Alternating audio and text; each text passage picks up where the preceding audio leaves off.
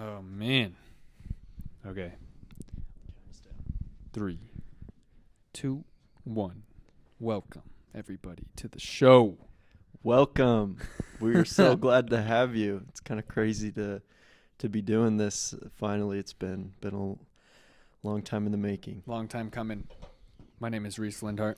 My name is Carter Anderson. So we just want to formally welcome everybody to the Anderson and Lindhardt Show. Boom. If you haven't followed us on Instagram, follow us at TheAndersonLindhardtShow. Spell it for him because I forgot how to spell it. This is how you spell it. So the Anderson, that's O-N, and Lindhardt, Lindhardt, show. So look us up. I think we have 2 followers so far. I'm one of them. I'm the other one, but Yeah. we're a work in progress here, and that's where we'll put on our stories or post, guests coming on the show or just more information that you can find out, so that we can stay connected with you through more ways than just our podcast. Yeah, and then we'll also post some like audio clips from the podcast. That way, maybe if you don't have time or if you're just interested as to what we talk about, you can just go listen to the little clip, and then get a good idea of what the bulk of what the full podcast is about, if that makes sense. Or even if you want to show a friend, you can say, here's Exactly, their yeah. Instagram. You can kind of go look at it and see what it's about. So Indeed. But anyways, everybody, welcome. So Yeah. Carter and I have talked about doing this for a long time. We've known each other for well over a year now, and just have had a lot of, like most people, a lot of great life experiences, and are driven and hungry for learning and education. We feel like this is a great avenue to, I guess, jumpstart that and to continue learning. So, we're excited to do this. Yeah, and I think a big thing is we want, number one, we want to learn the truth, and the truth that we've found, we want to share it with people. Mm-hmm. And there's a lot of truth in the world, from God, from life skills, from working out, from self-help and things like that. There's just so much truth out there, and we want to kind of go on that journey with you guys, and we want you to help us out, and we hope that we're able to help you out along the way as well. Exactly. So to kind of give everybody our vision, kind of share our vision of this podcast is we want it to obviously be conversational, discussion style, long form discussion type podcast. Honestly, just kind of about anything. We're not going to have any particular theme for it other than, I guess you could say, chasing truth or education, or just trying to expand our knowledge. Yeah, the truth chaser, that type of thing. We just want to have people on here, have conversations with them, learn about them, their experience, maybe what they're learning in life right now, and just really be edified with everybody and edify us and hopefully all the listeners as well. So we don't know exactly our posting schedule yet, or how often we're going to put content out. We hope to kick it up and start getting them out pretty often, so just stick with us, and we'll kind of play it by ear, but hopefully in the next month or 2 we can start getting them out pretty often. Yeah, and this is something we're really passionate about. Like Reiss was saying, this is something that we've been talking about for well over a year, not necessarily specifically a podcast, but being able to have a platform to share the things that we've learned. And we don't want to come across as thinking we know everything, like we said before. We want to learn from you guys, the people that we have on the show, and we just want to be able to help the world, in any way that we can. And this is a way that we felt that we should try out and see what we can do. So we're really excited about it. If you can't tell, but I'm smiling. So. Oh yeah, he's got a big smile on his face. Look at that. Oh yeah. So, anyways, to kind of introduce ourselves and kind of, I guess you could say the knowledge that we have right now that we're excited to share. We're both from Utah originally, and I just kind of wanted to share how I got into self-help, psychology, health, working out, that whole world of things. When I was in high school, I have 6 siblings, so there's seven of us kids all together, and I mean we were kind of like your typical American family. which sad to say it's pretty mediocre. It's like dad was working full time. Mom had to get a part-time job as a janitor. Kids rubbing boogers all over the place. Kids just being gross all the time. Like just, hey, Dad, look, I found a booger. Exactly. Put that away. Just kind of struggling a little bit. And anyways, my mom, I think I was in 7th grade if I remember correctly. My mom saw a flyer or something for this class. It was a foot zoning class. So if you don't know what foot zoning is, go look it up. I'm not going to get into it right now. But it's sort of a healing modality, and she got into it. She had a feeling to sign up for the class. It was expensive, so she knew if she was going to do it, she was going to be committed, and she just had this feeling, a strong spiritual feeling to do so. So she did, and she put the money down to get into the class, got into the class with this lady, and I think there was maybe 10 other ladies, and it was maybe twice a week, once a week. And she started learning a lot more than just foot zoning, started learning about the subconscious mind, how emotions affect you physically and mentally, and how they can affect your results in life. She started learning about money, energy, and just like this whole new world was opened up to her. And she started teaching us. She'd come home from her classes and be excited, and she would teach us. And so that's kind of where I was like introduced to this whole world of psychology, is kind of how I wrap it up. Psychology, mental health, emotional intelligence, healing modalities. Do you remember like a first experience you had with that where like something kind of clicked or something started working? Oh, that's a good question. Man. Well, first thing that comes to mind is my mom she was learning a lot about food. So she was learning a ton about food and about how all the food that we were eating, which is all processed and full of preservatives, was affecting us mentally and physically. And so she started learning a ton about that. You can't eat Mountain Dew and Doritos all day? Yeah, exactly. So we were like, she started teaching us about this. So the first thing we cut out as a family was hydrogenated oils. So like anything that had hydrogenated oils in it, which was like all of our sugar cereals. They're starting to make a lot more food without them now.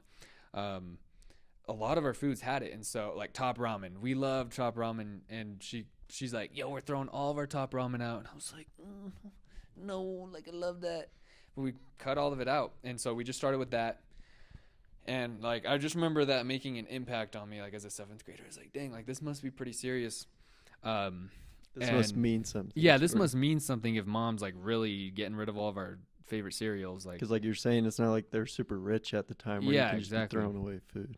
Exactly. And so that's like the first thing where I kind of was like, okay, I should start paying attention to what mom's saying. And I really resonated with a lot of what my mom said throughout high school. Because, I mean, she just continued her learning path. Like, from then, she just kept learning and kept growing, going to seminars and stuff. I mean, you'll learn that about my mom and I. We hope to have her on the show soon. But anyways, that's kind of the first thing where I was like, okay, I need to take mom serious on this. Because, I don't know, at least for me, I can tell when my mom's, like, for real. Listen to your mom, kids. Yeah, that's right. And so, yeah, that was, like, probably the first time where I was like, dang, I'll never forget it. The hydrogenated oils. Don't eat it. Go read your labels. Get rid of it. There you go. I'm going to go throw away all my ramen. Yep, that's right.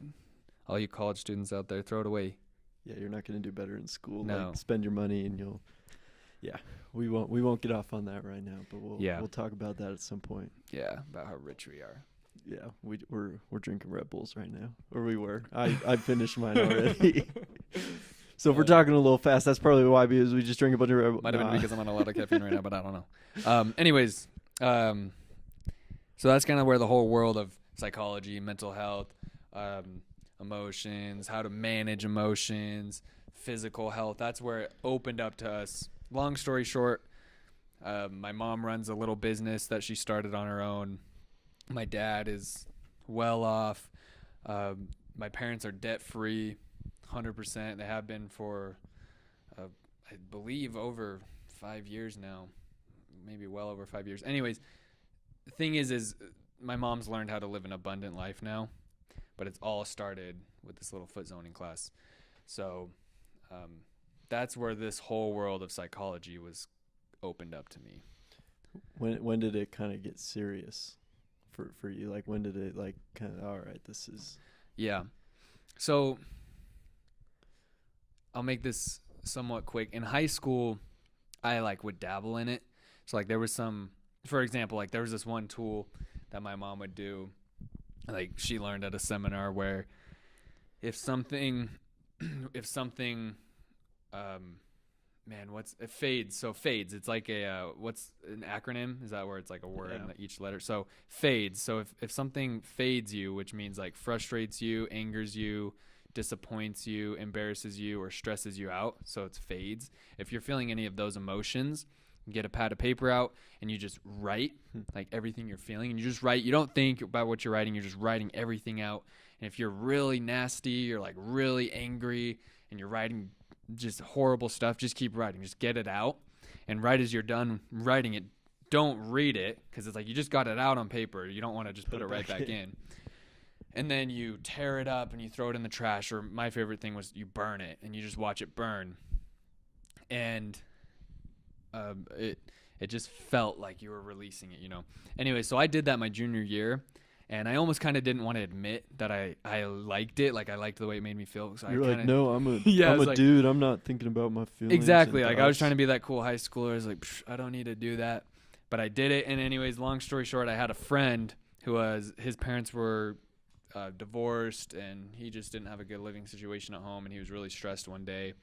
And I had him do it. And I remember we took it out to his driveway, and he poured some gasoline on it, and he lit it on fire. And I was watching his face. He was watching the paper, and I was watching his face. And, like, as it was burning, you could just see, like, this smile start growing. And it was like a grin, and then it was like a whole smile. And he was just like, and then he looked at me, like, eyes wide open, big smile on his face. And he said, "Whoa, dude." He's like, "Whoa, dude." And I was like, "Right, bro." And he's like, "Bro, you got to go tell my mom, like, right now."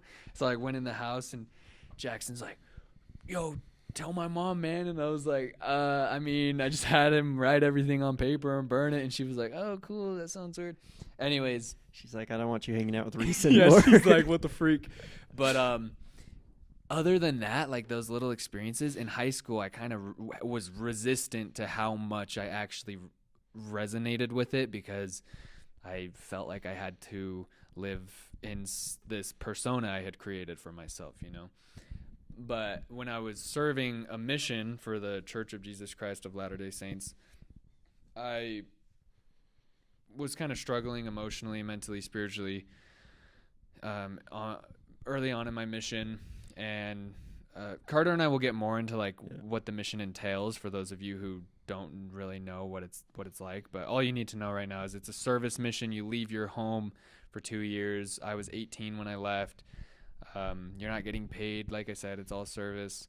And you're doing things like teaching people about the gospel, about Christ. You're helping old ladies mow their lawns, just stuff like that. And I think an important thing to remember for, like, emotional growth is that you only communicate with your family once a week. Oh, and so I think that goes a lot into growing, but also it goes into a lot of the stress and the anxiety of being a missionary. And at the beginning of when I was first a missionary, and you as well, the communication was only with our families once a week for about 3 hours maybe via email. So it wasn't like I could call. I couldn't hear my mom's voice or see her. Later on, I mean, we'll explain that later, but later on that changed, and we were allowed to video chat once a week. But at this time, it was just that. So you kind of put, like, an 18-year-old kid out of high school, move him across the country. We both served in Virginia, and Reiss served a little bit in North Carolina. Yeah. But, like, you take these 18-year-old kids out of high school and just put them across the country in a completely different area. And you can only talk to mom once a week on email. Like, it just sounds like you're setting them up for failure, but it was, And you're living, and, like, we were living, like, a super disciplined lifestyle. It's very similar to the Army. Yeah, I mean, it honestly has a lot of, it's very comparable to military service in some ways, not really physically. Yeah. But yeah, very, very disciplined. But anyways, I mean, dude, I was, like, struggling bad at one point, and I always knew, like, in the back of my mind, I was like, man, like if I was having a lot of anxiety or kind of struggling with motivation or you know, kept making the same mistakes, I was like, in the back of my mind, I'm like, okay, I know this is all my thoughts. Like my mom always taught me that if you're looking at your results in life, all you have to do is look at the equation, and it starts with thoughts. It goes thoughts, a thought makes an emotion, that emotion makes you act, so an action, and that action obviously leads to a result, and the result leads to a thought. So it's just always this cycle, and if you can interrupt it at the thought, then you can change the emotion, then you can change the action, then you can change the result.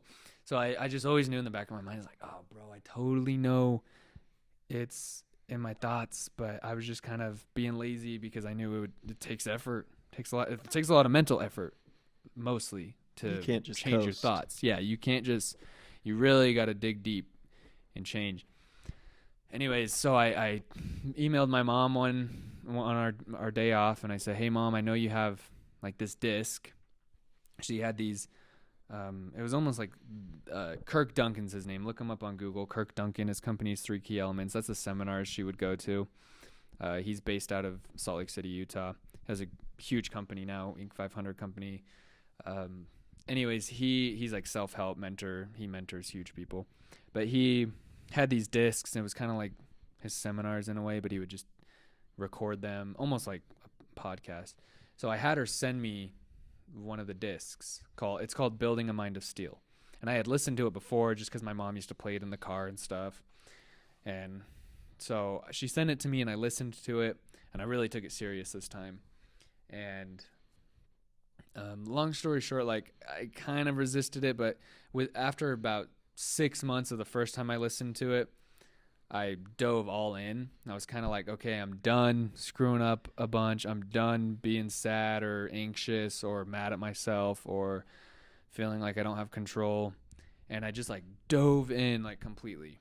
I feel like most people get to a point in life where they like you're done with the results that you're getting. Mm-hmm. And you either go like one of two ways. You start going in a negative route, and you start spiraling down that way, or you figure out how to change it. Like, you go to, or in the negative way, like you go to substances, or you like start sleeping a ton, or you like whatever it might be, you kind of start to suppress it, which obviously we'll talk about isn't healthy, or you do like what you did and you just go all in on trying to improve your life. Yeah, it's totally either like, okay, you get to this point where you're just fed up. Like you're just fed up. You're like, okay, screw this. And your brain either will be like, all right, man, like you're already this far gone, like who cares anymore? And you're just like, yeah, who cares? Like I have some coworkers right now. I'm doing construction. I have some coworkers right now, and I'm like, hey man, what are you doing after work? I'm just curious. He's like, I'm gonna just go smoke some pot and watch TV. And I'm like, dude, is that what you do every single day? He's like, yeah, man, like just wake up, go to work, come home, eat, watch TV, go to sleep, repeat every single day. I'm like, dang, man, that's not a life. I mean, maybe for you that's cool, but it's like, it's sad to see. And I think something like we have talked about is this, we want to create a life where we're thriving, not just surviving. Exactly. And I think a lot of us are out here just surviving when we can be thriving. Yeah. I mean, we're not in caveman times anymore. Like survival, our needs are taken care of. Food, me, no. Yeah. See, it's like, we're taken care of needs wise. I mean, we are thankfully, hopefully we can get the rest of the world there. But anyways, so yeah, I just dove all the way in completely. I was like, I'm taking this seriously. I'm taking control of my thoughts. I started implementing a lot of the mentorship tools, the psychology tools that I had learned in that Kirk Duncan CD.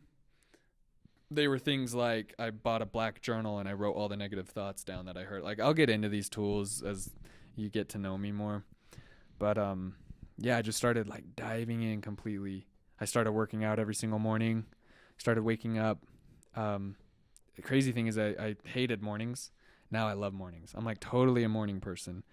And like I started waking up before my alarm because I was so excited to get out of bed because I couldn't wait for the day. And it's just insane. I totally used to be like, I hate mornings. I just want to sleep. And I wake up in the mornings just kind of be like groggy. I'm still working on that.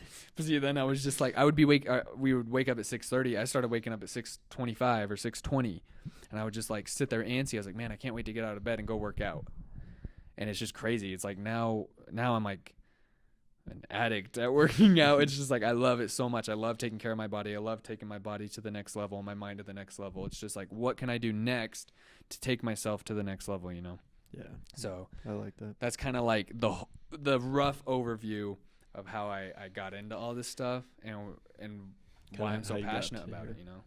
That's sweet. Yeah, for me, it's interesting. Like mine and Reiss's story is pretty different, but we both have kind of come to the same point. And it's interesting because we apply the principles differently, but we see like very similar outcomes and things like that, which has been really cool for me to see. Because like there's not just one way of doing these principles. That's a good point. That's a good point, that principles are true. Like no matter what. Like there's a true principle, but every single human being is different. I always remember in elementary school learning about I don't know the dude's name, but the dude who first took pictures of snowflakes.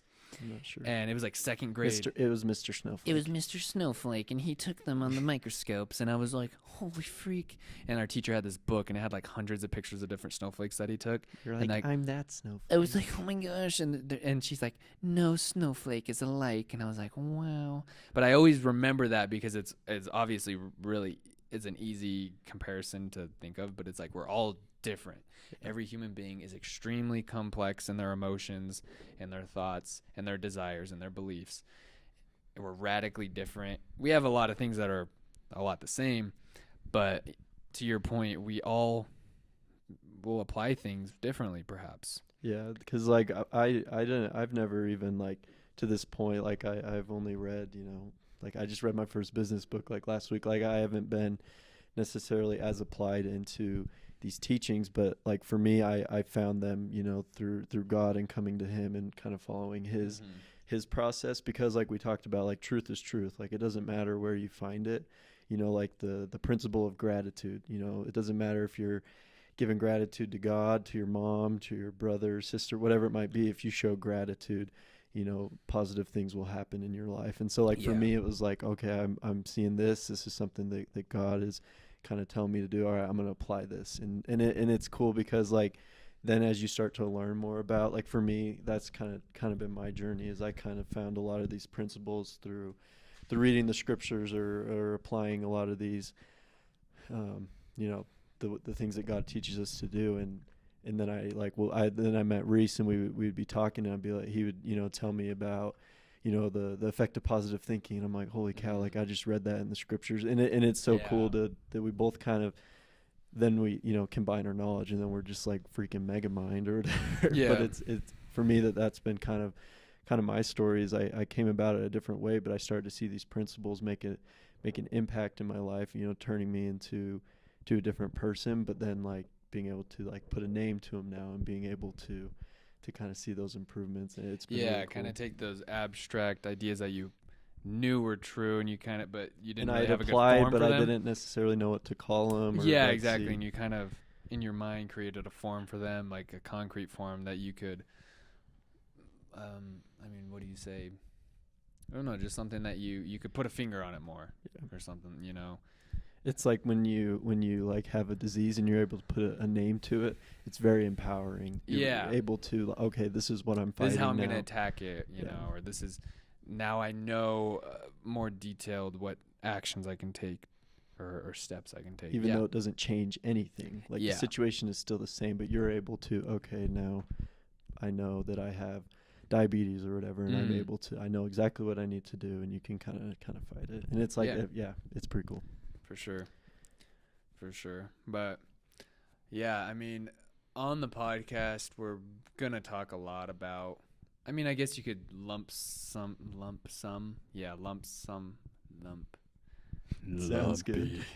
You could put it like into this big group of like self-help. Yeah. So the self-help world kind of gets a lot of crap because, and like, it makes sense. I've read a lot of self-help books, and a lot of them are extreme, like just agonizingly boring. Because it's like, you should think positively, and it's like that's all they say the whole time, and you're like, oh my gosh, like bro, you're like, I'm feeling more negative. I get it. It's like I can just read a small quote that says that, and I got the point. Yeah. And it's like, obviously thinking positively is vitally important, but the self-help world kind of gets that rap where it's just like people who are just like almost act like nothing's wrong, and they just post positive quotes on Instagram even though their life sucks. And like that's kind of the rap it gets. It's like, oh, I just read this self-help book and it's so good, even though they're like living paycheck to paycheck, just like that type of. But it's like the type of self-help that I'm talking about is a lot deeper. And, you know, this is like actually emotional healing, emotional breakthroughs, big gains financially, physically, just big breakthroughs, you know, big moves, big money moves. So, and I think for both of us, like something that we often talk about is God and his impact in that equation. You know, for us, I think that both of us, the big changes, you know, started to happen while we were out serving God. And so we have to give a lot of credit to him and him being able to help us. And so we talk about that a lot all the time, you know, just how big, you know, his role in our lives has been in this changing process. Like he's kind of like this overarching person that's helped us achieve a lot of these things. And so that's something we'll talk a lot about is just his role in a lot of these principles, and, you know, just so it's something I'm excited to talk about. We'll always strive to be real and authentic and open with you, which means political correctness will go out the window. God, like Carter just said, is a huge part of our lives and is something that we're going to talk a lot about, because I definitely would not be where I'm at today without a belief in a God who loves me and who supports me, you know. And that is a belief I have and I foster, and it helps me. You know, I do give the credit to God. And yeah, I mean, that's going to be a very open part of our discussions. And yeah. Yeah, and I think something that like, so kind of the story behind, you know, why we're doing this is because Reiss moved out to Virginia. And even like when we've both been home from our missions a little under a year. Like I think Reiss is at right now like 9 months or whatever, and I'm at like 9, I believe 10 and a half. So we've been home for not even a year yet, and we haven't lived next to each other. Like I've been living in southern Utah and he was in northern Utah, and so a lot of the times we would just call and catch up, and we'd be like talking, and we'd be like, man, like these conversations are empowering. Like I'd walk away being like, dang, like I feel uplifted, and so we're like, we just need to record these and get these out to the world. Yeah, because it's like, we would call or FaceTime, and then I moved out to Virginia in April, so I'm in Utah right now just visiting. But I moved out to Virginia in April for a summer job, and then I ended up moving out there. So I started dating somebody who is now my fiance. Fiance. Yeah, man. Dang, tell him how you paid for the ring. Tell him.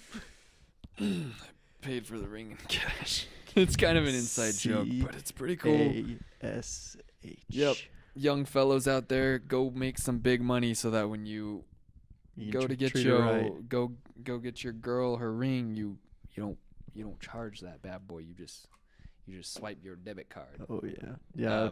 And wifey, I don't have a wife or a girlfriend, but I know she's listening to this. She's out there. So just know I'm working hard. I'm gonna pay for yours in cash too. That's right. So we bought mine in cash too. You know what I'm saying? You don't know what you're saying. Yeah, man. Anyways, like, dude, we would FaceTime forever.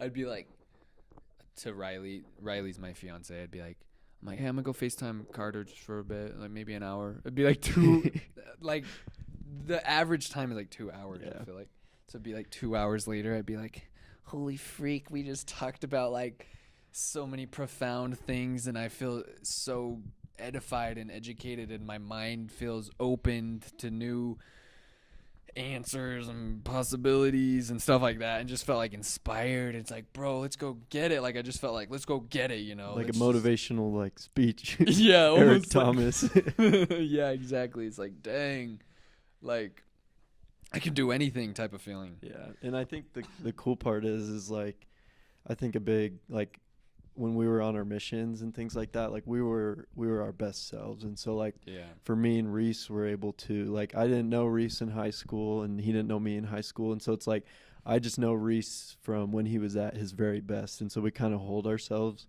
to that standard of like, all right, Carter, I know that this is what you can be, and we almost have like that expectation, and so we're just like constantly pushing ourselves, each other and ourselves to become better and things like that, and it's been really cool. Totally, that's like a good principle that surround yourself with people like that. Yeah, surround yourself with people.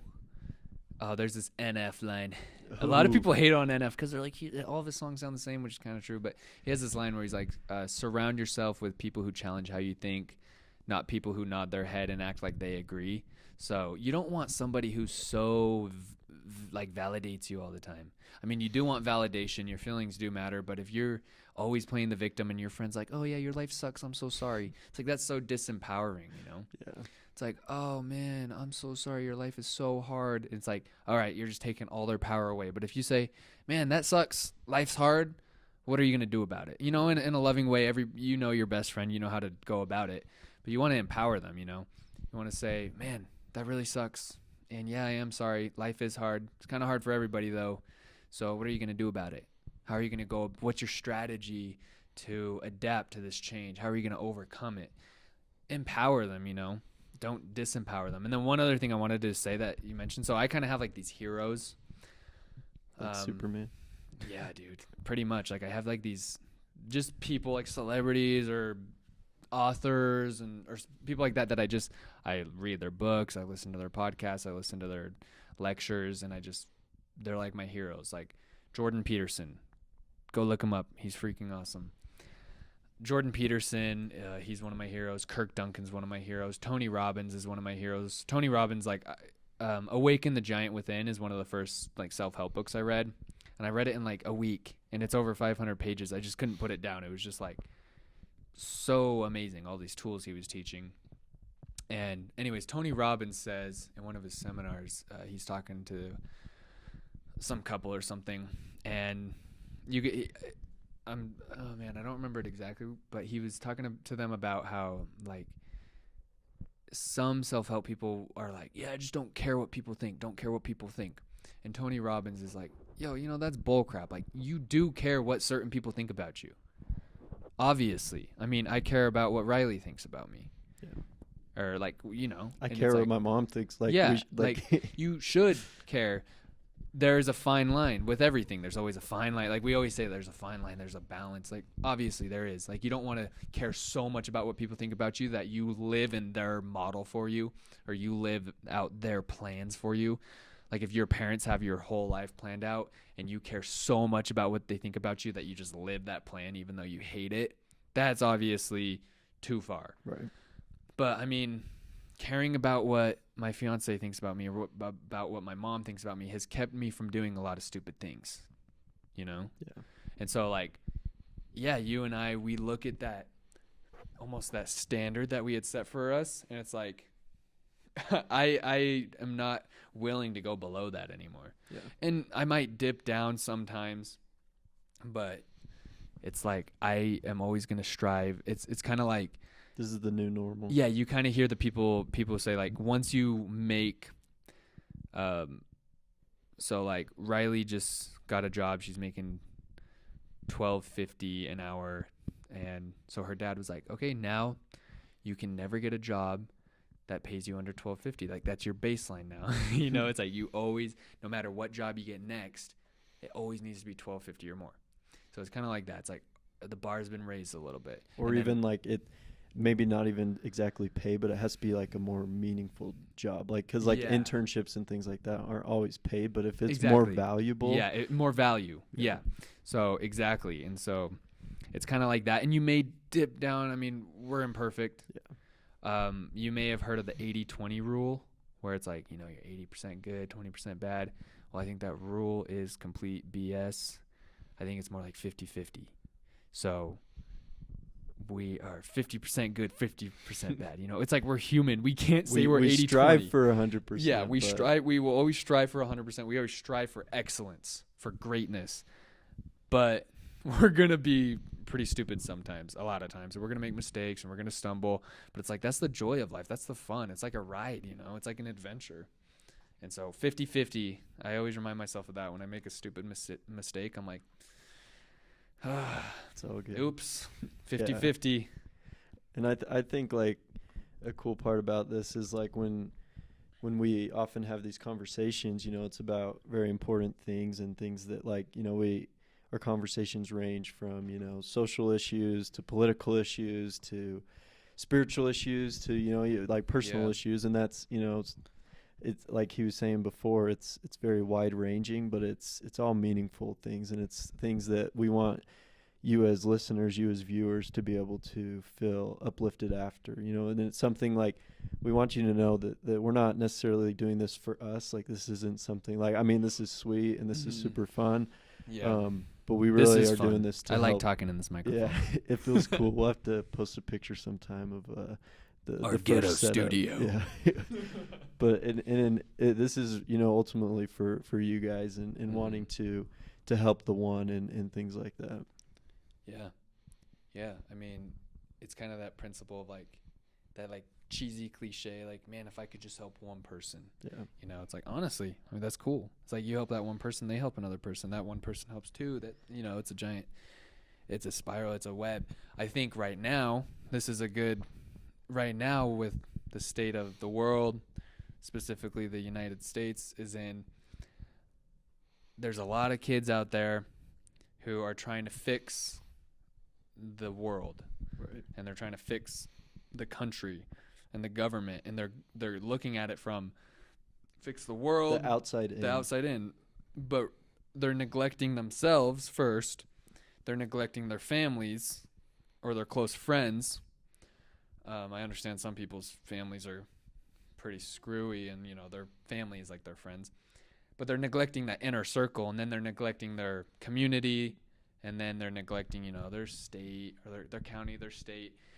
And they're just going to the world. Yeah, so they're just going, okay, I need to fix the world. I need to fix Trump. I need to fix the White House. It's like, no, you need to fix yourself first. If everyone took 10 minutes to just like do a self inventory of what, there's like one thing they could do better, like it would be crazy to see that change in the world. Oh yeah. Like Jordan Peterson, Dr. Jordan Peterson, he's incredible. Like I'm reading his book right now, 12 Rules for Life. I can already tell it's going to be one of those books that I refer to a lot. I've listened to all the Joe Rogan podcasts where he's been featured. I've listened to all those. They're each like close to 3 hours. He posts his lectures on YouTube. I've watched several of those. He's just amazing. But one thing he's adamant about, most people, so he's a clinical psychologist. He's extremely intelligent. But a lot of people who have heard of him have most likely heard this, where he talks about clean your room. And so I wish I could, he says it so funny, but he's like, you got these kids out here who are trying to figure out how to fix and clean up the global economy. And then he says, first you got to go clean your room, 18-year-old. You know, it's like, go clean your room first. If you can't even keep your bedroom in order, how do you expect to keep a global economy in order? Or my mom's clapping somewhere right now. She's like, preach. Yeah, see, it's like, clean your room first, you know? Anytime I see my room start to get a little bit messy, which does happen occasionally, I'm like, holy crap, hold up, there's clothes on the floor. I didn't make my bed this morning. And then I'll stop and I'll take an inventory of my thoughts, and they're typically messy. 100% of the time. I can walk into someone's room, and if I see they have a messy room, all right, they got a messy mind. It's simple. It's like, it's pretty mind-blowing. So if your room is messy right now, go clean it. All right, I'm going to go clean my room when I go back home. Yeah, go clean it. Keep it organized. But I think something like we've both had pretty similar experiences where we've been like, all right, we need to do something about this. And I think it has all started when we've been on college campuses. I think me and so if you want to be depressed, go walk on a college campus in the U.S. It's so sad, yo. And for me on my mission, I was able to be a missionary on the campus of Virginia Commonwealth University. VCU, baby. Amazing school, at least from my perspective of like, I don't know about the school. I didn't go to school there. I don't go there right now. I was just on campus right about now a month ago, and tough, it's anyway. in bad conditions. But when I was there, you know, I was able to be, I was obviously focused on helping people build their relationship with God and saw how that changed them. But I also saw so many people with just their heads down or with the headphones in, and we've talked about this a lot. Like Reiss has gone on Utah State, and right now I'm going to Dixie State, and like you just walk around campus and it's just so sad. Like you just see so many people just like no one smiles at each other. Dude, And I mean, like we're all guilty of it. Like sometimes I have those days. Some days I have those days where I'm like, I'm putting my headphones in and I'm putting them on noise canceling, and I'm not saying hi to anybody, and that's totally cool. Hiding behind my mask. Yeah, it's like I have those days, but whatever. But like it's really consistent. At some the of these majority of the kids have those days, and it's like every day. It's wild. Like I had it's like so. I even saw a missionary I knew. It was I'm not gonna say her name, but she was from the Richmond mission. I saw her on campus here back in February. I was going to like Institute, the religious class, and I like waved and nothing. Just keep your eyes straight. Don't wave. Don't say hi back. I was like, what? I was like, yo, what the heck? Like, I knew you and you knew me. It's just weird. Like, it's just this weird feeling of everybody's just like, I don't know why I'm here. I don't really have a purpose. My mom told me to go get a degree, so I'm getting one. But I don't really want to be here because I don't really know what I'm doing. So I'm basically just wasting my time. Yeah, I'm wasting my time. I'm wasting my money, or maybe my parents' money. A lot of these kids' parents are paying for the school. So at the churches here, so the way the Church of Jesus Christ of Latter-day Saints does it is typically if there's a college campus somewhere, there's going to be a congregation that's just like the college student ages. And we just call it YSA. Yeah, we call it a YSA in the church. It's a young single adult congregation or ward. Sometimes YASAs. YASAs. What is that? It's just YSA, just phonetically.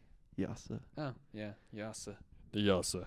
Anyways, like I was talking to these kids one time, like here, it was actually in this building, and we were at some meeting, and then they had like refreshments after, and I was just like home from my mission. I was like, man, I'm gonna talk to some kids and like, and just kind of see where these kids' minds are at, because I mean, you'll get to know me better, but I mean, I'm not really a fanatic at all about universities. I do see a lot of value in them for some professions, for some routes, but for most routes, sorry.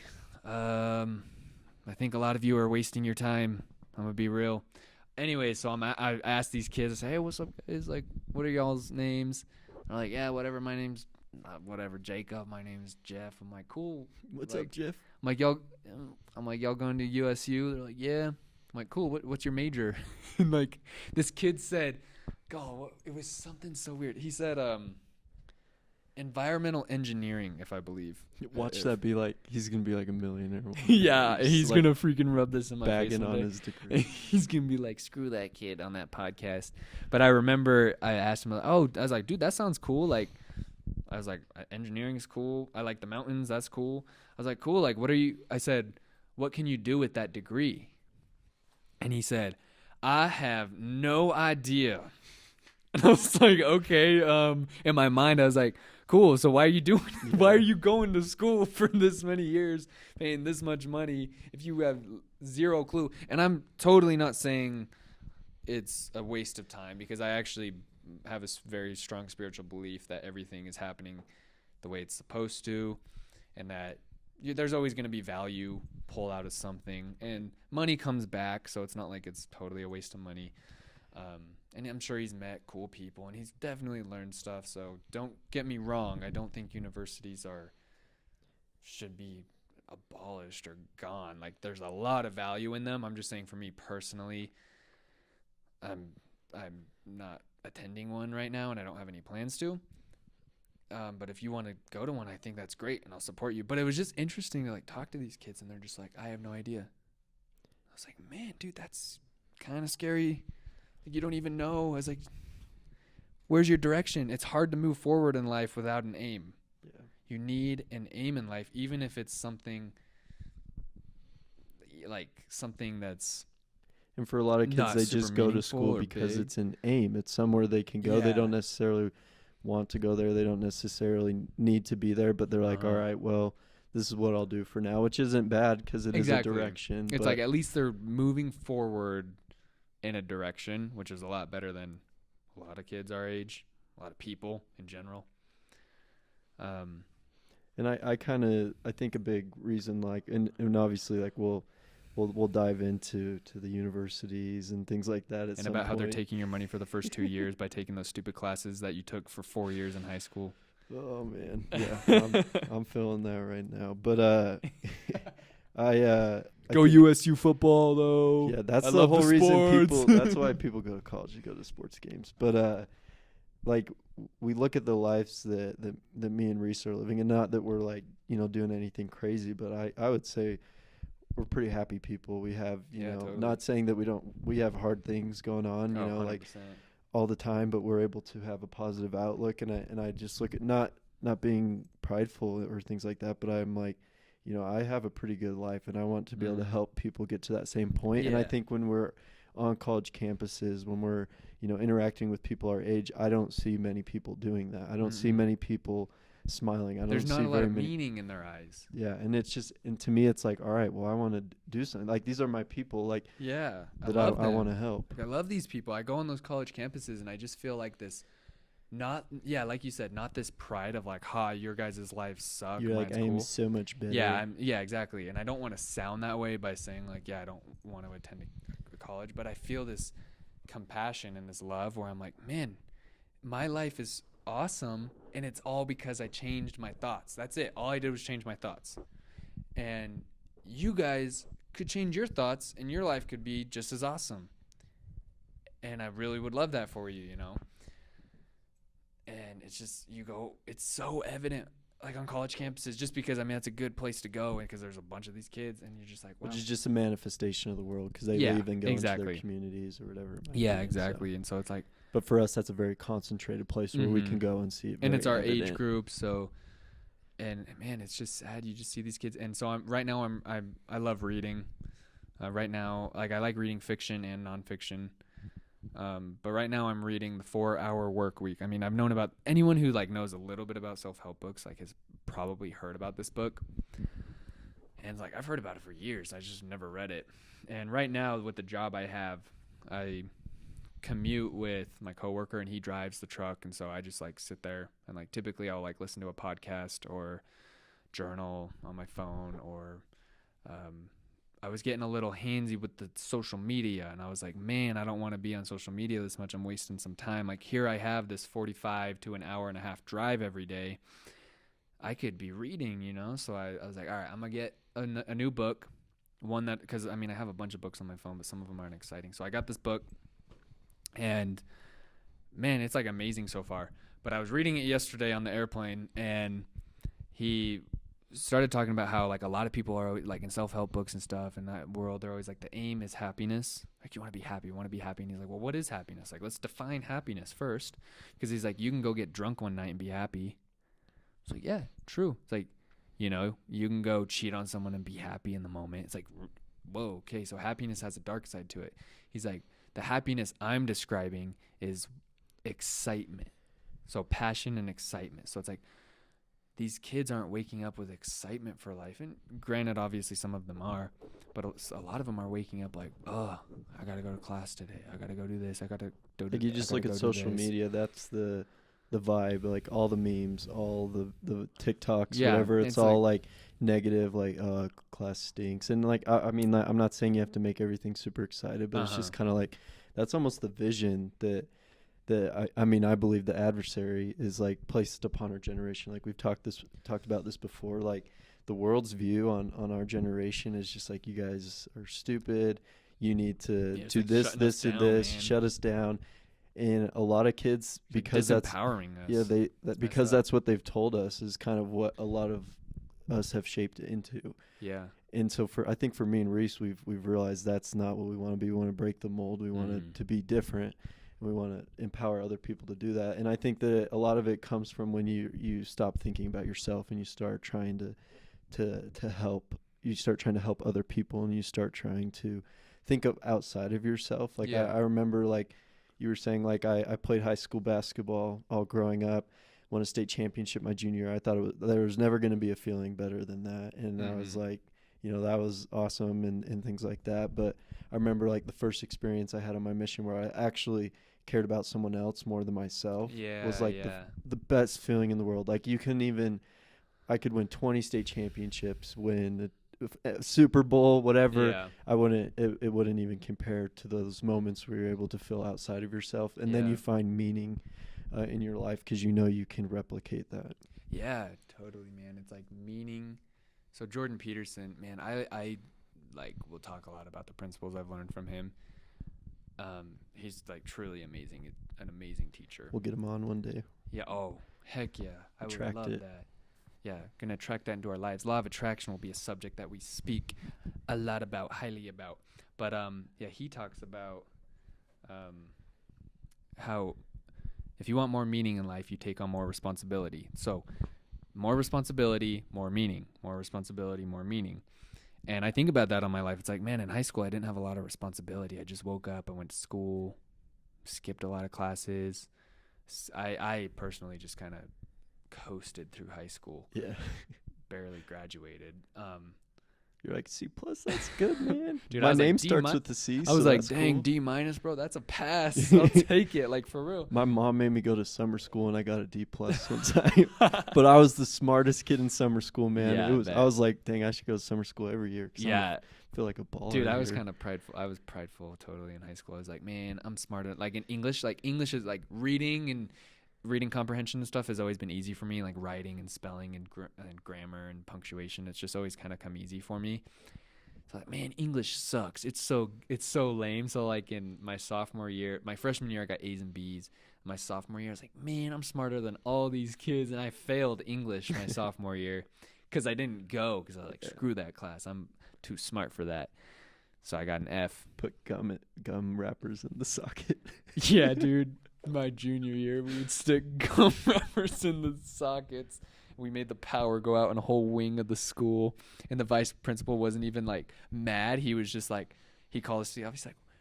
He's like, why? He's like, why would you guys do this? He's like, why should I have to call you? He's just like, this shouldn't happen.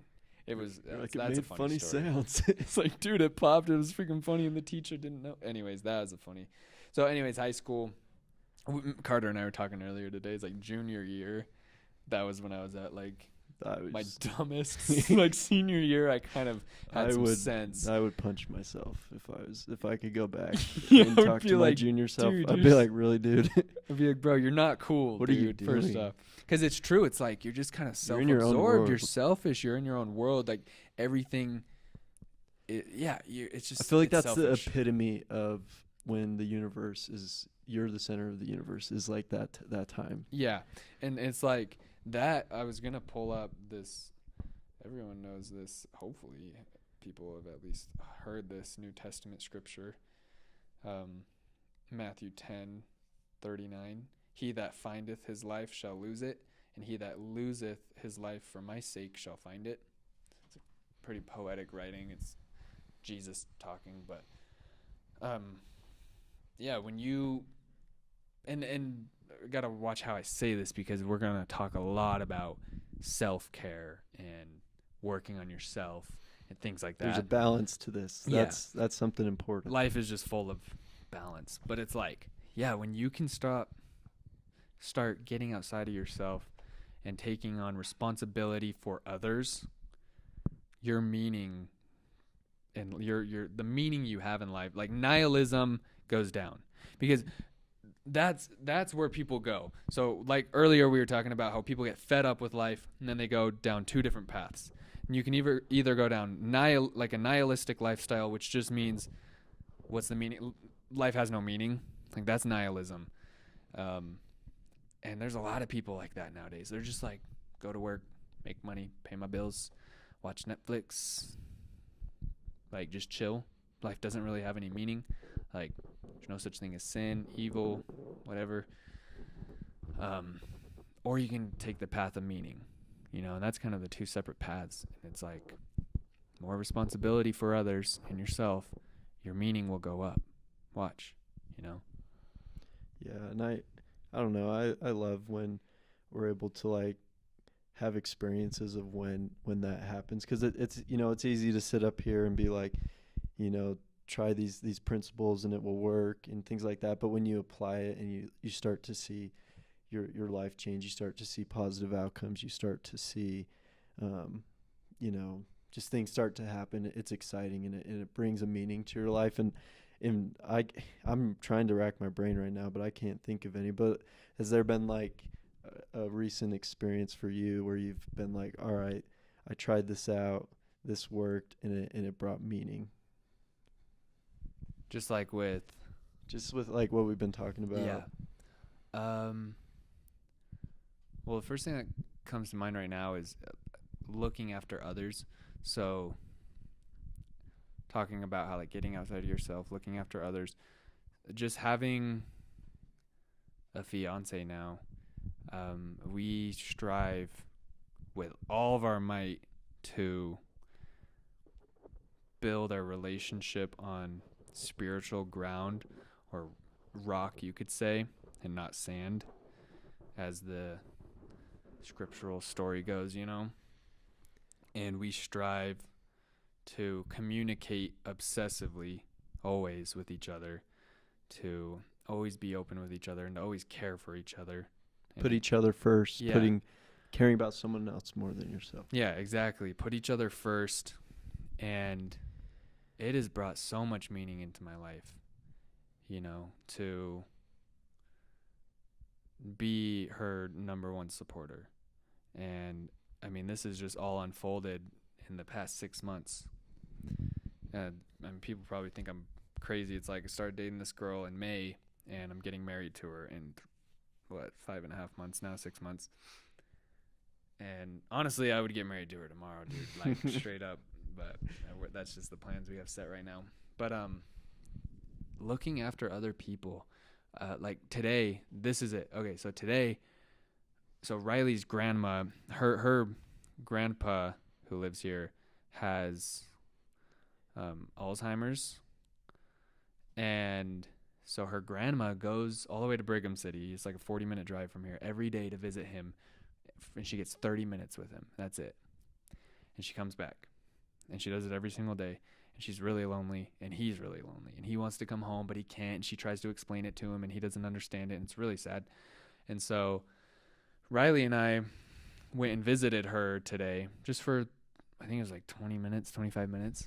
But for us to go do something that takes effort, it's kind of it's not like it's extremely uncomfortable. It's kind of uncomfortable to not being rude, but like sometimes I get uncomfortable around. It's not like the cool thing to do. Yeah, to go sit down with your grandma, or Hey, grandma, don't kiss me on the cheek. Yeah. Oh gosh, Keep my your grandma would dentures in always your kiss me on the mouth. cheek. Yeah, man. And so it's like, but we went. I'm sorry, grandma. I was nothing. No offense. Shout out to Grandma Sharon.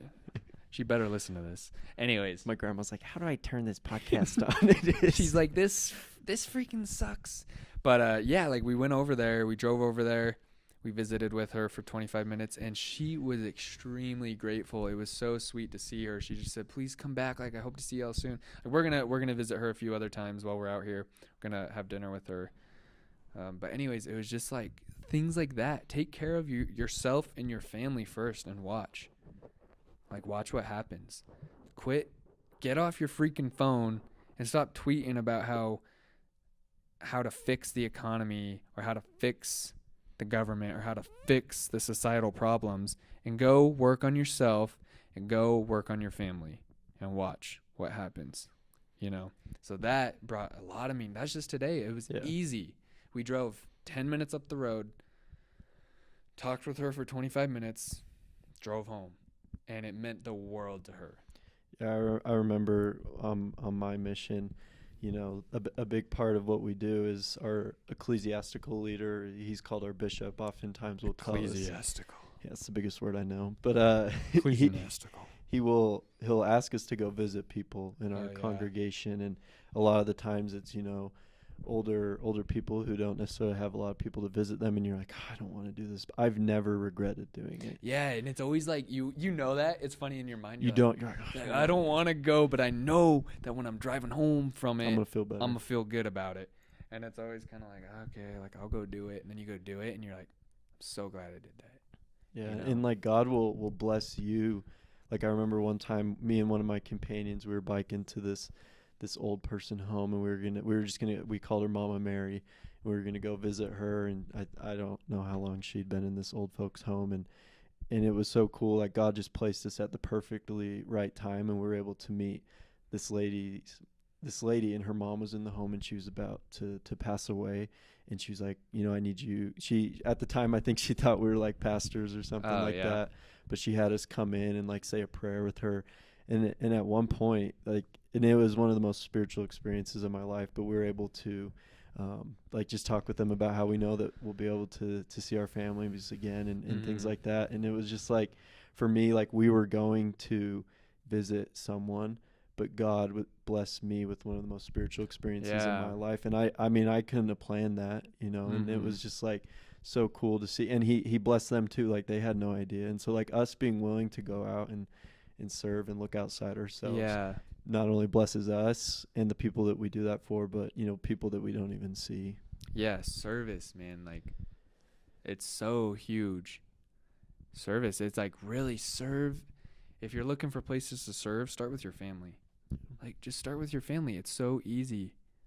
When is the last time? Because you're like, I live with them or whatever, and you're like, exactly. They won't notice, but it's like, do the dishes for your mom, clean the kitchen, vacuum the living room. My mom's gonna make us listen to this religiously. Yeah, dude. She's like, Reiss said to do the dishes. Reiss said it, like, so go Mom, freaking do it, bro. I don't listen to Reiss all the time. Mom, that podcast freaking sucks anyways. She's like, amen. No, I'm just kidding, but like, tell me about it. The only reason I freaking listen to it is because you're my son and I feel obligated to. You're like, okay, Mom, make your own podcast. But I love my mom. But shout out to Mama Anderson. Oh yeah. Have you ever met my mom? No, I've never met anybody in your family. I don't think so. I'll come down to St. George maybe in maybe December. Maybe December. Yeah. We'll figure it out. Get away from the freaking cold, ice cold up here in Logan, man.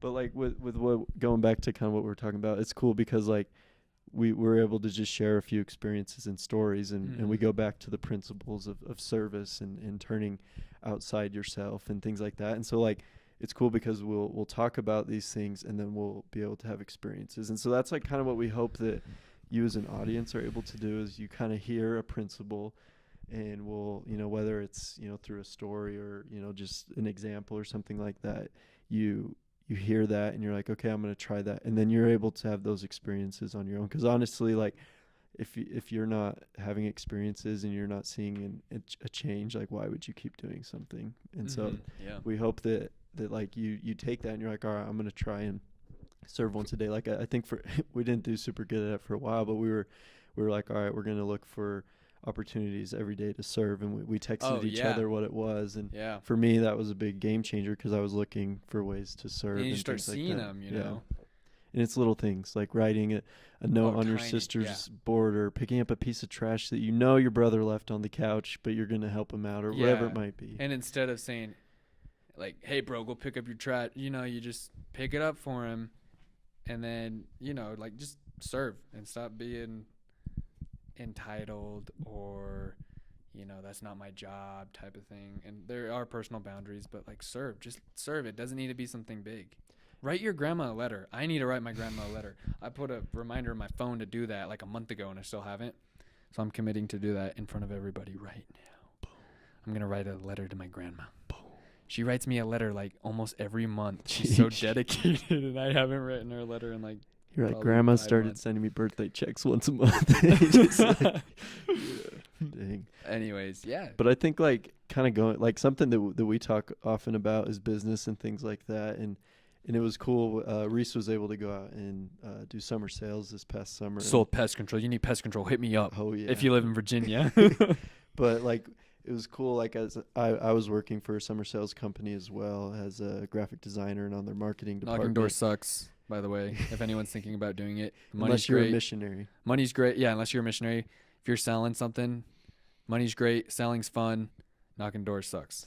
But like, it was cool because like I was able to listen to my employer. I was able to listen to like some of their training, and like all of sales is focused around service. Like you're serving the people that you're selling to. You're serving, like you're trying to leave them in a better place than you found them, and that's by selling them your service. And so like it's cool because like this isn't just like a like we talk about it all the time, like these principles that God teaches us. It's not just like a spiritual thing, like I'm going to church on Sunday and I'm serving whatever, but it's like this can apply into your business. This can apply into your your relationship. This can apply into your job, whatever it might be. Like, and it's not crazy. Like, it works. Like, if you read the top sales books, it talks about like it needs to be about service. Or and that's like a perfect point, I think, is because a lot of times, myself included, when you think of service, you think of like nonprofit, air quotes, not, but totally like service. You can trade services for money, for profit. I mean, that's capitalism. Go capitalism. But it's like, we trade services and you get compensated for it, and that's great. Money's great, and if you have a great service or a great talent or something, find out how to make money doing it, and you can bless people. People are going to pay for something that they see value in. And so not only can service be, service where you're doing it for free, which is you need to be doing that. Like, you need to be doing that, or do something for somebody and don't tell them. Like, that is awesome. That takes self-discipline. That's hard. Like, for me, like, I spill the beans. Praise. Dude, I spill the beans so much. And you want that like little, hey, by the way, like, thanks for doing that. Yeah. You're like, the best. You're like, I know. Yeah, I know. No problem. Like, whatever. Like, hey, I filled your car up with gas. Yeah. Whatever, but it's like, go fill the car up and don't tell anyone. Yeah. And just see how you feel. But I mean, also with money, I mean, we'll talk a lot about business. I mean, we hope to start businesses and help people strengthen their business, in the future. And it's like, dude, figure out how to make money with your with your services. Yeah, I know. There's a lot to talk about with service, and I think that it's a big. I don't know how many of you listening have met a returned missionary from the Church of Jesus Christ of Latter-day Saints, but you can tell that there's something different about them, especially when they first come home. If you knew them before, I mean, hopefully you can just tell a difference, by meeting them. But if you know them before, you're like, this is a different person for the most part. And it's because they just spent 2 years thinking about other people. They just spent 2 years serving. And like, even if I wasn't religious at all, if I didn't care much about God or whatever, I would say there's something, they're behind this. They're making a change. They're different people. They're more happy. And a lot of the times return missionaries are very successful in their endeavors. And it's because they learned the principle of turning outwards and helping other people. And then like, I can't remember who we were I think it was Elder, who's the guy that took us to Kava? Was it Bennett? Yeah. Elder Bennett is another ecclesiastical leader in our church. Bennett. Yeah, he's awesome. He was great. He has a dentistry in California. Him and his wife were amazing. Really? Yeah, he's really nice teeth. He had really nice teeth. But he talked Very about admirable. He talked about in one of our meetings where he was like, if you want to work on yourself, start helping other people. Yeah. And it almost falls into place because you're just able, and obviously like we talked about balance, like you can't just be like, all right, I'm helping all other people. Yeah. Like, and I'm just boom. If you want to have the, how do I say this?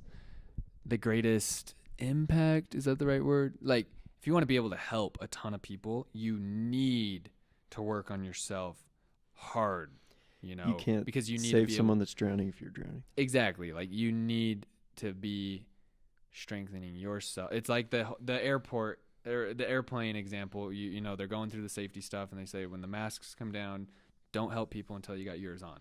It's that principle. So it's like help. Oh, and now they're saying like make sure you take your face covering off before you put it on. I was like, man, they got. You're like, oh, I can't breathe. The oxygen's not coming through. The person's like, the flight attendant's like, oh my. You're like, this is just natural selection, man. Like, yeah, you're dying, man. Yeah, that is natural selection. Gosh. Anyways, it's that principle. It's like you need to help yourself before you. It's like one of my biggest motivations for working out is not for the big muscles. That is the bonus of it. You know, the nice physique is the bone. Dang. Sorry, I Carter just flexed. I'm gonna flex on the microphone. Oh, dang! Do you hear that? No. But it's like,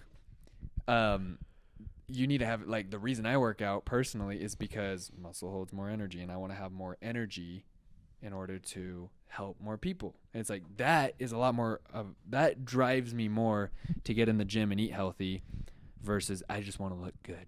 It's like, looking good's going to come, you know, but it's like, not you're going to get lasting. old one day and you're not going to be super buff and you're not going to be, I mean, you'll be a very buff grandpa, but you won't be at the physical prime you're at now. Like, that can't be a motivation because it's not lasting. I'm an athlete. And, like, you know, like, if that's your motivation, then, like, let's say, like, something bad happens and you get paralyzed, like, then it's like, there goes my whole motivation. But if it's outside of yourself, you'll be able to find that motivation in different ways. What's that famous quote? Any man or woman who has a good enough why can bear any how. So, yeah, I mean, came up with that. No, just kidding. I made that up. Just joking. I don't know who made it up. Oh, shoot, low battery. Your Mac will sleep soon unless plugged into a power outlet. I don't have my charger. It's at 5%. Well, I mean, we can take a break here and kind of regroup in a little bit. Anyways, I mean, this is the type of conversations we hope to continue to have. I mean, we'll just be talking, and I mean, we didn't know we were going to talk about service today, and that's where it went. Yeah. Service is big, it's huge, it's ginormous, it's vital. 8:24 p.m. 8:24. I gotta pee, man. But yeah, so we can. I'm not sure if we'll split this up into an episode or if we'll take a break or kind of how it will work. But we're gonna sign off here for a little bit, and we'll checking out. Either this will be a break in the episode or this will be the end of the episode. Yeah, we'll see, man. We'll just post it and see what happens, bro. But yeah, all right, everybody. Hey. But yeah, thanks for joining in, and hopefully you made it this far. If you are, then you're a champ, man. Thanks, Mom. She's probably the only one that did. Yeah, thanks, Mom. Man, hopefully some of the missionaries we knew listen to this. Hopefully, Greg. I mean, I'm sorry, President Tremaine. He's like, I hate you guys. Quick, call me Greg. Sorry, Greg. I mean, President Kim. Oh gosh. We better hang up before. Not even hang up. We're on. Yo, Carla and Stan better listen to this. Yeah, they better. Man, I don't know if Stan would bear this, but Carla will. Carla Palmer, I am going to personally message you and have you listen to this whole entire podcast. I don't even know how long it's been. Maybe over an hour. But yeah, anyways, we hope that, whether this is a break or the end of an episode, we hope that you're able to find a little bit of truth and, find things that you can apply and, learn things from our story and, be able to make a small change in your life to make a big difference later on. Yeah, and I just want to shout out to my boy, what's his first name? Elder Stedman? Michael Stedman. He's an amazing man. I would like to have him on here one time. He's from Preston, Idaho. It's a good place. It's where Napoleon Dynamite was filmed. So it's anyways. Yeah, if you're one of our mission, if you're in our mission, there's a good chance we'll be reaching out to you. We want you to be able to share your story and things like just people that we know. Like we just want 4%. Not that we're just trying to get random people on here, but there's a lot of power in learning from everyone. Like Elder Stedman, he just came to my mind because he has an amazing story, and he has. I mean, I would want him to tell his story if he feels comfortable doing so because it's very inspirational, and he has a lot of heart in his life, and he chose to continue moving forward, and he got to that point in life where a lot of hard came, and he could have gone to nihilism or to chasing meaning, and he's chosen that path of meaning, and he's a very inspirational young man, and I would love to have him on here. I just thought of him. It's like these ordinary people. I mean, we're all just ordinary people with extraordinary lives and experiences, and we just got to share them with each other. There's a lot of inspiration to be found. For sure. Anyways, thank you. What would our thing be? A&L show? A&L Nation? Yeah, A&L Nation. What's up? Go buy our merch. Just kidding. We don't have any. One day. One day we're going to have some freaking awesome merch. And we're going to just have you smash that freaking subscribe button. Just freaking just smash it. even though there's probably not one. But I've just always wanted to say that. Just smash that like button, leave a comment down below, turn that bell on. You know what I'm saying? Boom. But yeah, again, follow us on Instagram, and we'll hit you another time. Yeah, get us out of that 2 followers zone. That's lame sauce. All right. Love you, bye. Love you, bye.